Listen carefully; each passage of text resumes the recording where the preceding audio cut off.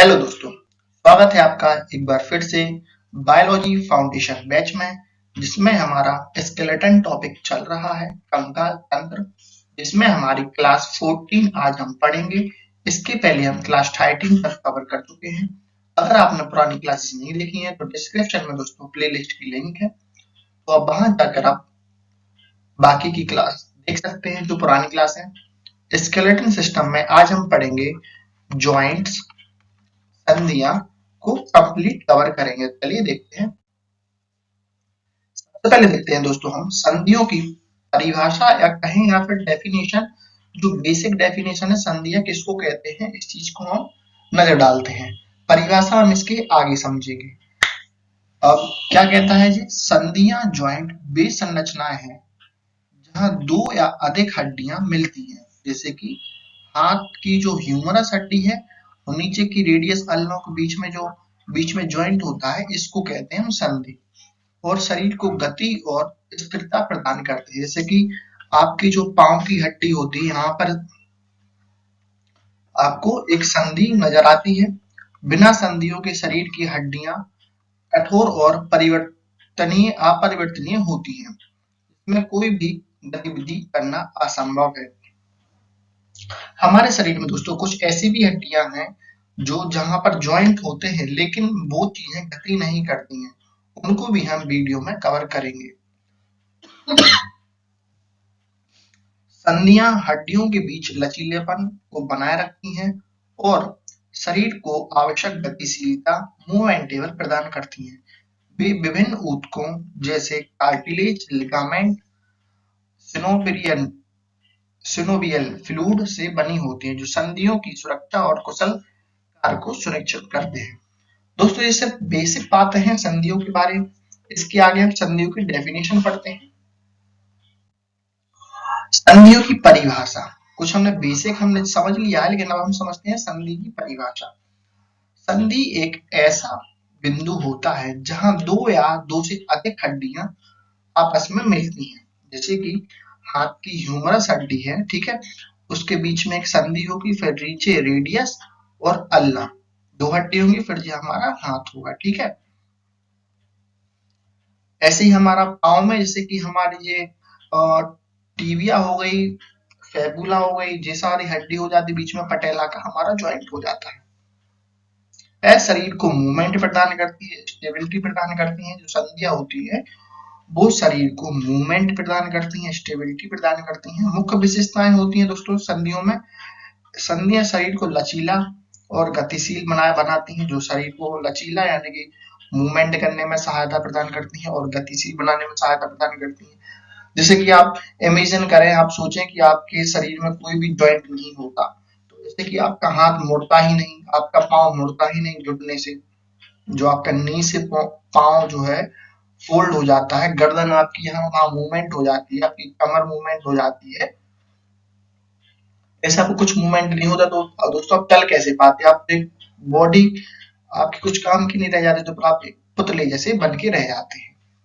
ये हड्डियां, दूसरा पॉइंट हमारा, ये हड्डियां आपस में जोड़ती हैं और शरीर को संरचनात्मक समर्थन प्रदान करती है। शरीर को क्या करती है? समर्थन प्राप्त प्रदान करती है। तीसरा पॉइंट है संधियों के भीतर उपास्थि और द्रव्य साइनोवियल फ्लूइड मौजूद होता है। संधियों के अंदर उपास्थि यानी कि कार्टिलेज और साइनोवियल फ्लूइड मौजूद होता है। दो चीज मौजूद होती हैं जो घर्षण को कम करती हैं। थोड़ी सी तबीयत खराब है, पता नहीं सही क्यों नहीं हो रही है। करीब 10 दिन से दवाई खा रहे हैं सर्दी खांसी की, पर सही नहीं हो रही। भाई ठीक हो जाती है एक दिन के लिए, फिर वो वापस से फिर हो जाती है।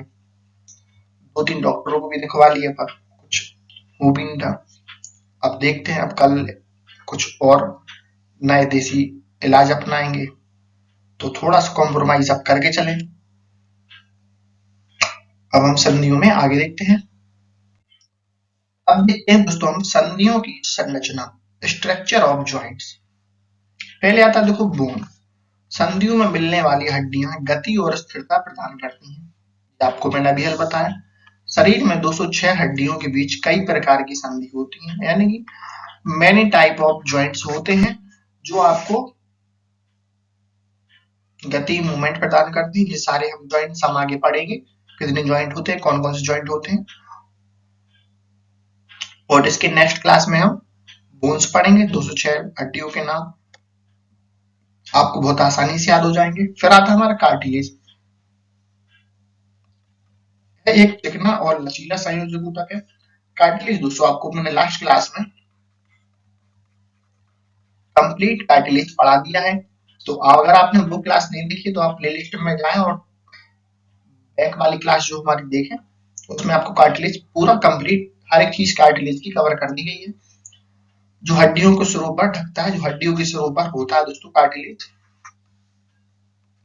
एक घर्षण को कम करता है, जोड़ों को सुरक्षा करता है। ये सारी बातें हम आपको लास्ट क्लास में पढ़ा चुके हैं, ठीक है, तो आप वहां से कवर करें।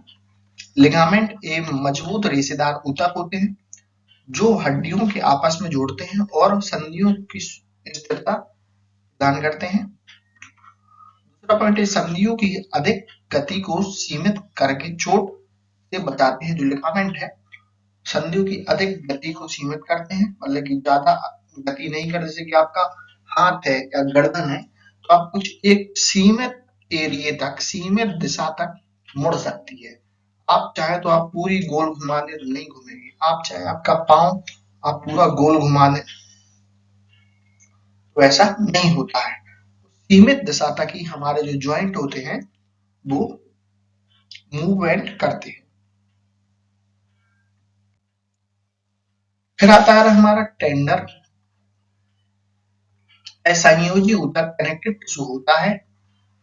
जो हमारी नेक्स्ट टॉपिक है हमारा, वो हमारा टिश्यू है, आप उसकी चिंता ना करें।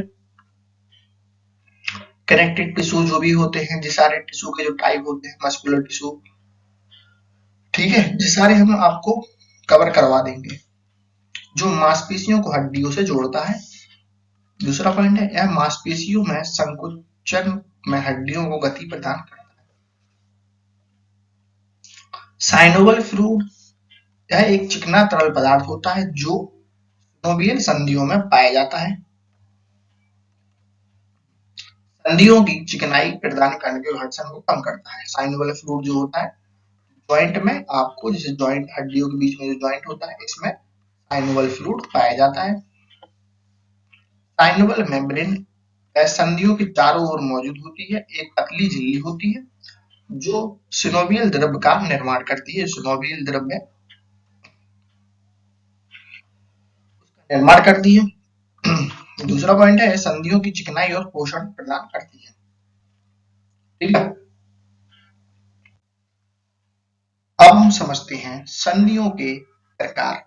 संधियों के दोस्तों हम हर एक टाइप को हम कवर करेंगे, आप बिल्कुल निश्चिंत रहें। आपको जो भी आपको सुने होंगे, आपने रील्स में देखे होंगे, आपने किसी टीचर से पढ़े होंगे, उनसे भी एक्स्ट्रा लेवल पर हम इस वीडियो में कवर करेंगे, तो आप बिल्कुल निश्चिंत रहें। पहले नंबर पर हमारा गति के आधार पर संधियों के प्रकार। गति के आधार पर जितने प्रकार होते हैं हम सभी हम कवर करते हैं। सबसे पहले types of joints based on movement. पहला है अचल संधि, इमूवेबल ज्वाइंट। इसमें किसी भी प्रकार की गति संभव नहीं होती है। अचल संधि होती है दोस्तों, जो अचल संधि होती है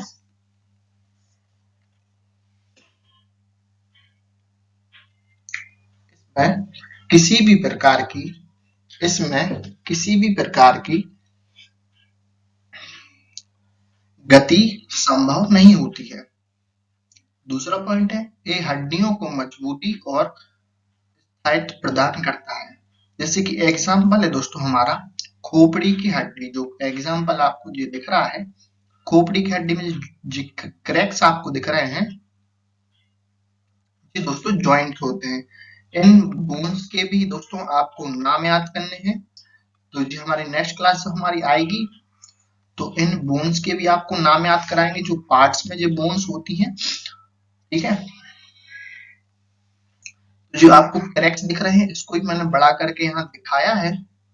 तो ये जॉइंट्स होते हैं कौन से, इमूवेबल जॉइंट होते हैं। इमूवेबल जॉइंट होते हैं, जो कोई भी गति प्रदान नहीं करते हैं शरीर में, लेकिन ये जॉइंट होते हैं, इमूवेबल जॉइंट होते हैं, संधियां होती हैं। दूसरा पॉइंट है हमारा इसमें जबड़े और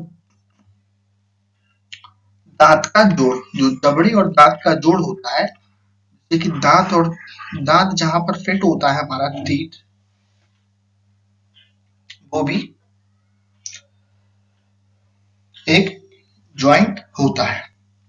मूवेबल हमने पढ़ा खोपड़ी यानी स्कल, और जो हमारी जबड़े के दांत होते हैं वो चीज। अब आते हैं गति के आधार पर, यानी कि जो हमारा चल रहा है गति के आधार पर संधियों के प्रकार, उसमें हम पढ़ते हैं अल्प गतिशील संधियां, यानी स्लाइटली मूवेबल जॉइंट। इसमें सीमित गति होती है, सीमित गति होती है। अल्प गतिशील जो होते हैं इसमें सीमित गति होती है, हड्डियों के बीच पतली परत मौजूद होती है। जैसे कि एग्जाम्पल में है रीढ़ की हड्डी। जो रीढ़ की हड्डी होती है हमारी, वो भाग ही उसका मूवमेंट कर पाता है, यानी कि थोड़ी सी ही वो मूवमेंट करती है। ऐसा नहीं है कि वो बिल्कुल से आपको मूवमेंट प्रदान करती है तो आप 360 डिग्री घूमना है, ऐसा मूवमेंट नहीं होता है। फिर आता है हमारा प्यूबिक प्यूबिक फेसिस। जो आपके जो जोड़े की हड्डी होती है दोस्तों, के जोड़े, इसको कहते हैं। तो आप ना समझ चुके होंगे। आगे देखते हैं गति के आधार पर संधियों के प्रकार में। आगे देखते हैं freely movement joint. Freely movement यानी जॉइंट में वे शरीर के अधिकतम गति को प्रदान करते हैं। इनमें सिनोवियल द्रव्य मौजूद होता है। सिनोवियल द्रव्य मौजूद होता है जो एक पानी जैसा होता है, जो घर्षण को कम करता है। एग्जाम्पल है शोल्डर। शोल्डर का जॉइंट होता है, घुटने का जॉइंट। जो नी का जॉइंट होता है हमारा, ये हम आराम से किसी भी दिशा में घुमा सकते हैं। शोल्डर को, घुटने को हम किसी भी दिशा में घुमा सकते हैं। तो ये हमारा हो गया फ्रीली मूवेबल जॉइंट। आप ना समझ चुके होंगे तो आप एक बार रिवीजन करें इस चीज को, क्योंकि आईएम की बात है। हमने पढ़ा freely movable joint. Freely movable joint में क्या पढ़ा हमने? नी की हड्डी है और शोल्डर की हड्डी है। शोल्डर का जॉइंट है, नी का जॉइंट है, तो इसको हमने इसमें कवर किया। अब हम देखते हैं इसमें आगे। अब आता है दोस्तों हमारा बॉल एंड सॉकेट जॉइंट, गेंद और सॉकेट जॉइंट। ये आपने नाम सुना होगा, बॉल एंड सॉकेट जॉइंट। तो इसको हम देखते हैं जी क्या होता है। बहुत ही नाम तो इसका अच्छा है। यह जोड़ हड्डियों के सिरे गेंद को एक गहरे सॉकेट में फिट होने की अनुमति देते हैं, जिसमें सभी दिशाओं में मूवमेंट होती है, यानी कि 360 डिग्री मूवमेंट होती है। ठीक है, जैसे कि शोल्डर और हिप बोन। हिप बोन में जैसे कि आपको जे वाला एग्जांपल आपको दिख रहा होगा, ये एक बॉल होती है जो इसके अंदर चली जाती है, कैप के अंदर। जैसे कि जी आपको इसके अंदर चली गई, फिर जी क्या करती है, आप इसको किसी भी दिशा में आप मूवमेंट करवा सकते हैं, आगे पीछे ऊपर नीचे किसी भी दिशा में मूवमेंट करा सकते हैं। ठीक है, बॉल एंड सॉकेट जॉइंट जो होता है वो शोल्डर का जॉइंट होता है और हिप का जॉइंट होता है। शोल्डर का जॉइंट होता है और हिप का जॉइंट होता है बॉल एंड सॉकेट। आप इसकी मूवमेंट किसी भी दिशा में करवा सकते हैं 360 डिग्री में। तो इतना आप समझ चुके होंगे बॉल एंड सॉकेट। देखते हैं हम हिंज जॉइंट। हिंज जॉइंट क्या होता है? यह जोड़ केवल एक दिशा में मूवमेंट करता है। यह जोड़ केवल एक दिशा में मूवमेंट करता है।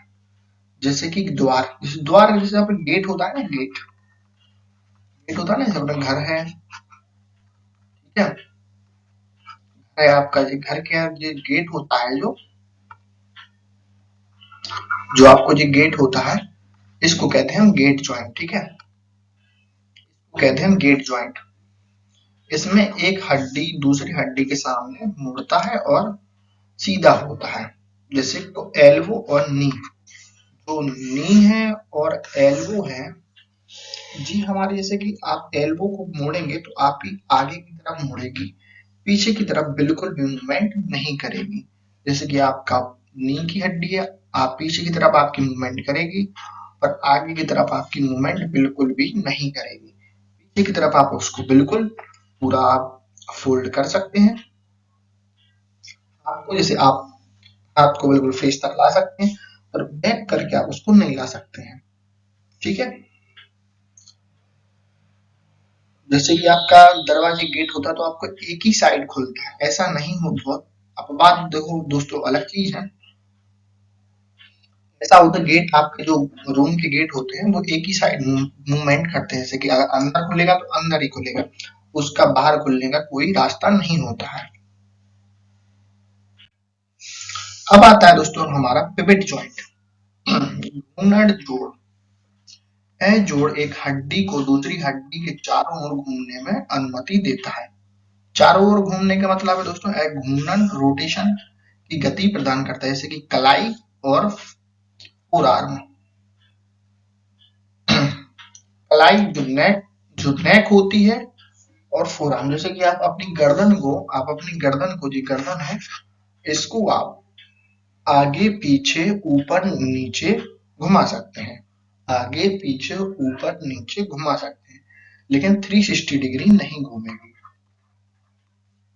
360 डिग्री नहीं घूमेगी, आप इतना बात याद रखें। आप इसको नीचे कर सकते हैं, आप इसको ऊपर कर सकते हैं, आप इसको साइड में कर सकते हैं, आप इसको इस साइड कर सकते हैं, जैसे कि आपकी क्लाई हड्डी है, आप इसको ऊपर कर सकते हैं, थोड़ा सा नीचे कर सकते हैं, इस साइड कर सकते हैं, इस साइड कर सकते हैं।